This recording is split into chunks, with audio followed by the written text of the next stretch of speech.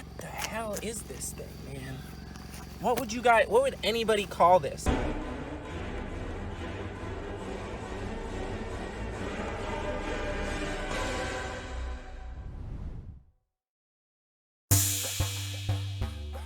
Hello, this is Bob from Fascinature with episode number 4 of Fascinature's Favorites, where I put a call out on social media for people to give me their best herp find from the previous week, and then I kind of pick like a top 10. It's not an actual top 10. It's not my actual favorites. I just kind of pick 10 different species that go along with great stories or reasons why the individual thought that it was their best find. So stay tuned. We have some great finds this week. Give me a like, comment, and subscribe for more videos like this and others. Let's jump right in and start in the middle of the country, where on May 27th, Mark Parker found this large female Eastern Coachwhip in Oklahoma County. Mark says, "Though these are quite common, I was proud my girlfriend was able to identify this snake off of the top of their head. I couldn't have asked for a calmer specimen to observe after the initial capture." He's provided a few pictures here, and I think the snake is beautiful. You can catch Mark on Instagram at bug_catcher_Mark, and I have a link to his YouTube in the description.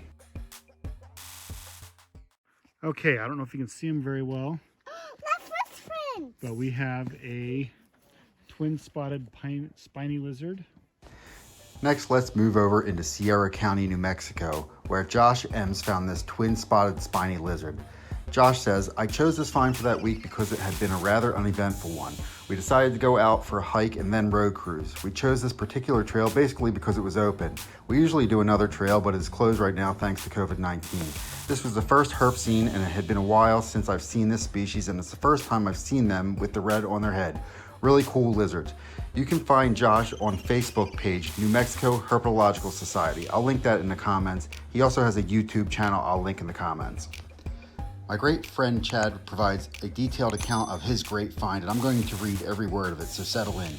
So to summarize, the Great Plains Ratsnake reaches the northeastern extremity of its range in southwestern Illinois within a region referred to as the Illinois Northern Ozark Division. It is a small corridor of river bluff habitat comprised of upland forest, limestone glades, hill prairies, and wooded shale slides.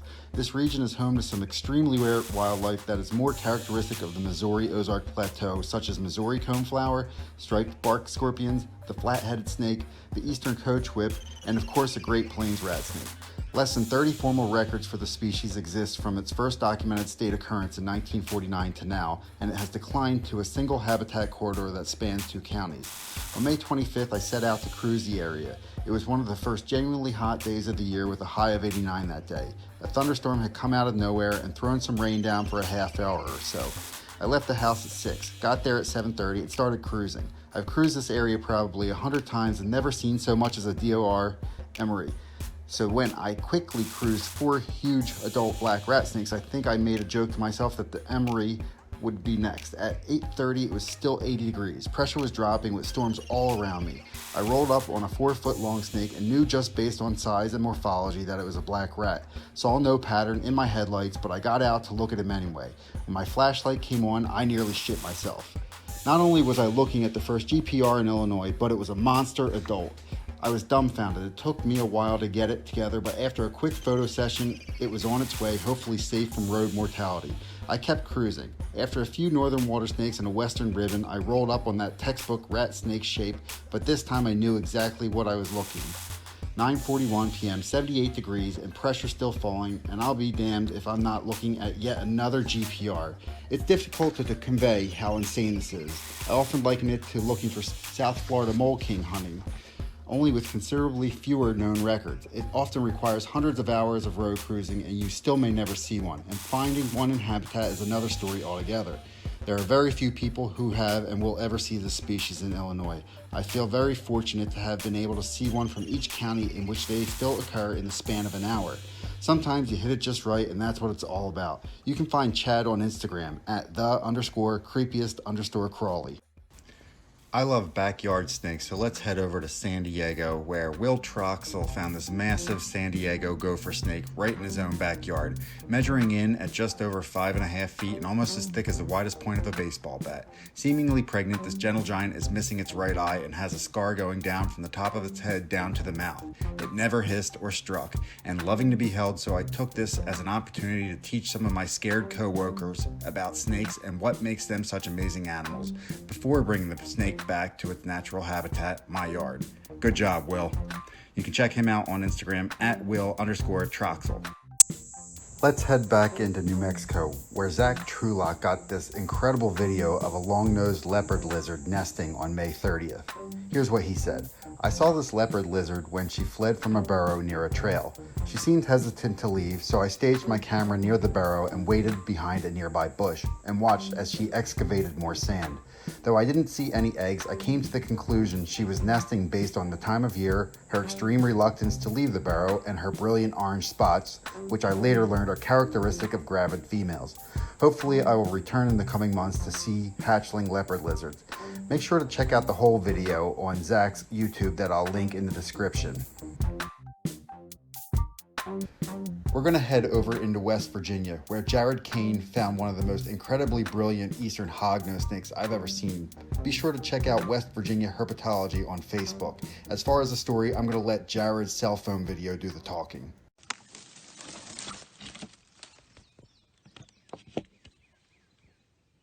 Milk snake.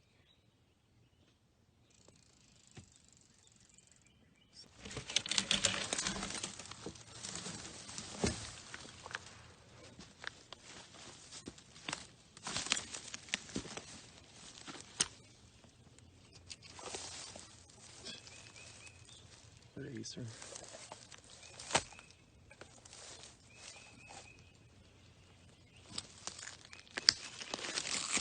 Ooh. Oh my God. Oh wow.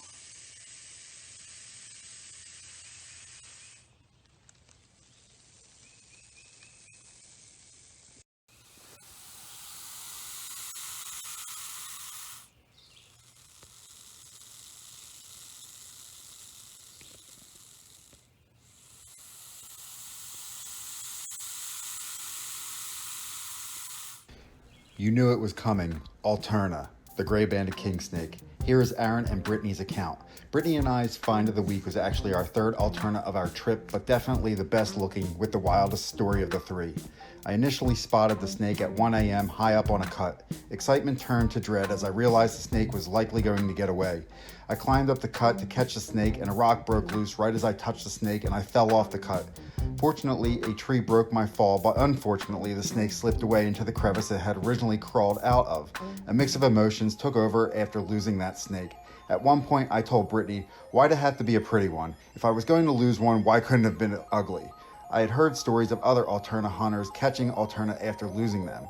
It gave me a little hope, but it was still hard to believe staring at a blank rock wall. There was no way that snake would reappear. Fast forward past the longest 2 hours of my life. I was staring up at the crevice where the snake had disappeared into. I let out a long sigh. Brittany walked past me to the other side of a tree and excitedly ran towards the cut. Climbing just a short way, she caught the snake, and it was one we lost, an absolutely drop-dead, gorgeous gray-banded kingsnake. I've included some pictures. Check out Brittany's Instagram at bits_of_life123. Aaron's is at sxblur51, and then check out the YouTube bits_of_life. We're going to include another backyard snake, and this time in my neck of the woods in Burlington County, New Jersey, where Facebook friend Patti Connors Bright shares an Eastern Kingsnake. All these videos and photos were taken early evening on May 27th in my backyard in Burlington County. My house backs up to the state forest. I think this Eastern Kingsnake was very hungry and looking for dinner. Right after I took this last video, I heard a rustling and realized he rustled out a black racer. Unfortunately, the black racer was too fast. No videos, just a quick photo. I get a lot of snakes in my backyard and I love them.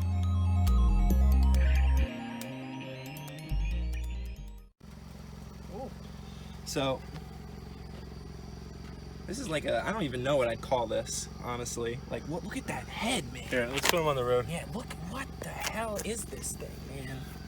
What would anybody call this? This is a mud snake. but its head is yellow. And it's like, what is this thing? Holy moly. And finally, my favorite find from the week, an aberrant Eastern Mudsnake found by Scott Hammell, Kevin Kaminski, and Dani Stevenson. Here's Scott's story. So me, Kevin, and my girlfriend Dani wanted to try and hit the North Carolina coast. Unfortunately, the weather was pretty garbage, so on the morning of, we decided to try a different spot, hours from any spot we normally would herp. I spent a few hours Google mapping roads, and me and Kevin planned a route. We hadn't had much luck outside of common stuff and an in-shed king that Kevin flipped at a random spot. We were starting to see more common stuff as it was around snake 30 when we straddled this mudsnake in the middle of my lane. At first, we thought it was a DOR since it looked belly up. Kev said, "Oh, there's our mud and it's dead." This wasn't helped by the fact that it wasn't moving. We got out and realized that it was a highly aberrant mudsnake. It still was just sitting there, so I picked it up and it immediately started moving. I'm unsure why it was sitting still, but it was alive and healthy. We started screaming and high-fiving, and it is probably the rarest snake any of us will ever find, and I sort of agree. Added to that, we had struck out hard on Ferrantia last year, so this year feels like payback. Check out Scott's Instagram at slim_thick_herping. That's thick with 2 C's. And check out Kevin's at DJ Catastrophe. So that wraps up this week. I hope you enjoyed the finds from around the country. Remember, to be included, you need to participate and you need to comment on my social media posts, mainly on Facebook. You can always email them to me. I'll put that in the description below. But remember, to be included at all, you first need to step outside. Thanks, guys.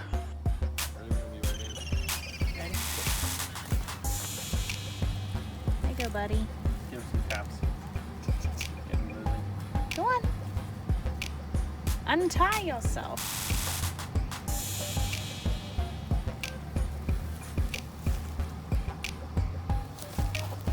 Come on. Something under there. Immediately into the mud. Oh, no, he's going that way. Bye, buddy. Bye, bud.